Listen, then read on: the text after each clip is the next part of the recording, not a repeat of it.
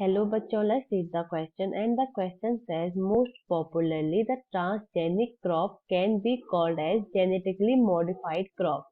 तो उनसे कहा गया है कि पॉपुलरली जो ट्रांसजेनिक क्रॉप होती है उन्हें जेनेटिकली मॉडिफाइड क्रॉप भी कहा जा सकता है। इस क्वेश्चन के लिए हमारा जो की कॉन्सेप्ट है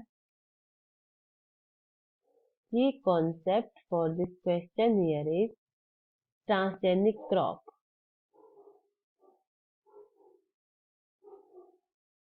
ट्रांसजेनिक क्रॉप। तो ट्रांसजेनिक क्रॉप्स क्या होती हैं? ये ऐसे क्रॉप्स होती हैं जिनमें ऐसे जीन इंसर्ट किए जाते हैं जो किसी दूसरी स्पीसीज से होते हैं। इनमें क्या होता है? Gene inserted from inserted from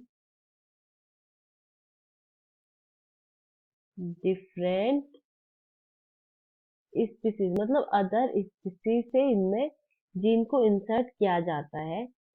और ये स्पीसीज, ये जो स्पीसीज होती है ये सेम किंगडम की हो सकती है। जैसे फर्स्ट ये हो सकती है कैन बी फ्रॉम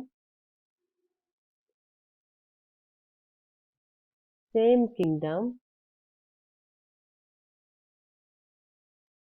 जैसे plant to plant, plant to plant. और या तो ये डिफरेंट जो किंगडम होते हैं उनसे हो सकती है। Second, from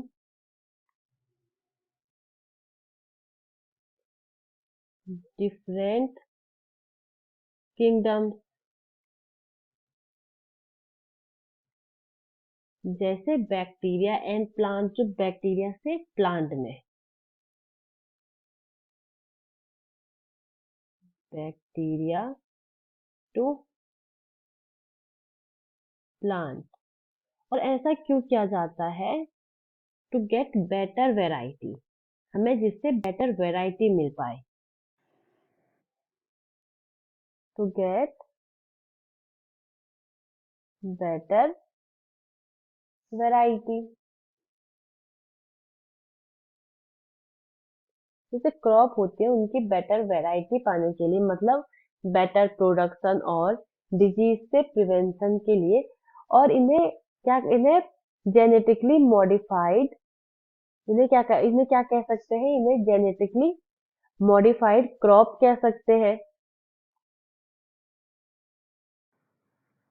also known as, they are also known as genetically